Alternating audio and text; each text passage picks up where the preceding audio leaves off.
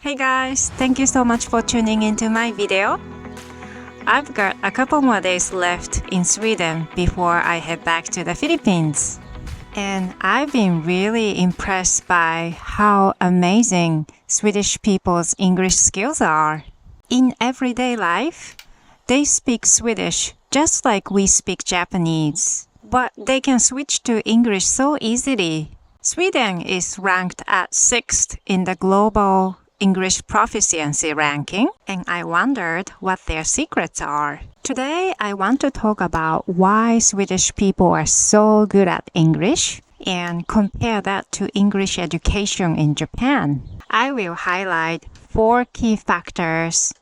First, school education. Second, media exposure. 3, cultural attitudes. And 4, higher education.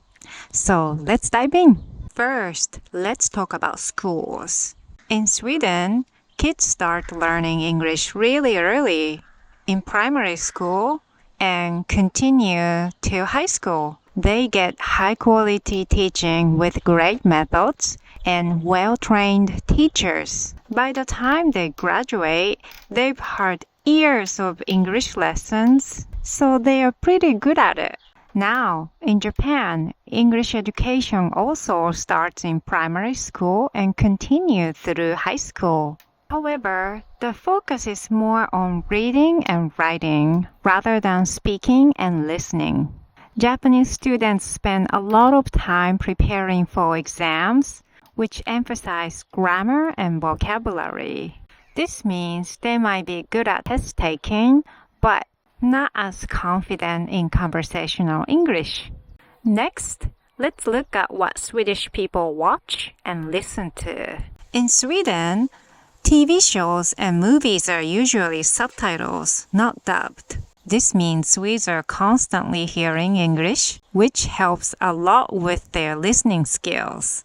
Plus, with the internet and streaming services, they have tons of access to English content. In Japan, foreign TV shows and movies are often dubbed into Japanese.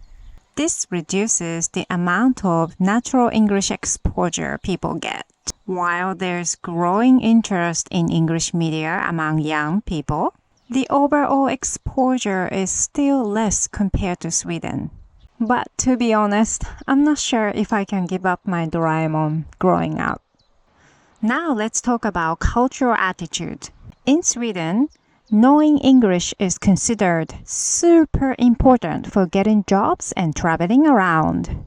People are very open to using English in their daily lives and practice it often. This positive attitude makes using and learning English easier and more enjoyable. But in Japan, while English is recognized as important, there's more anxiety about speaking it perfectly. Many people are afraid of making mistakes, which can make them hesitant to use English in their everyday situations. This fear can be a big barrier to becoming a fluent English speaker. The 4th factor is higher education. In Sweden, many university courses are taught in English. This brings in more international students to the country, and Swedish students use English a lot in their studies, which helps them get even better at it. In Japan, some universities offer courses in English, but it's not as widespread. Many students don't get the same level of immersion in English during their higher education. However, I believe this situation is slowly changing as more global programs are being introduced in Japan as well. So to wrap up, Swedish people are great at English language due to many factors, including educational system, media exposure, cultural attitude, and higher education situation. In Japan, while there is a strong foundation on vocabulary and grammar, but less emphasis on speaking and listening, which is essential to English conversations.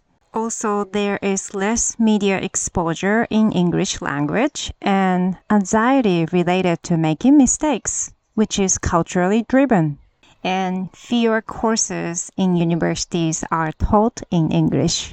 So, what does this mean to us?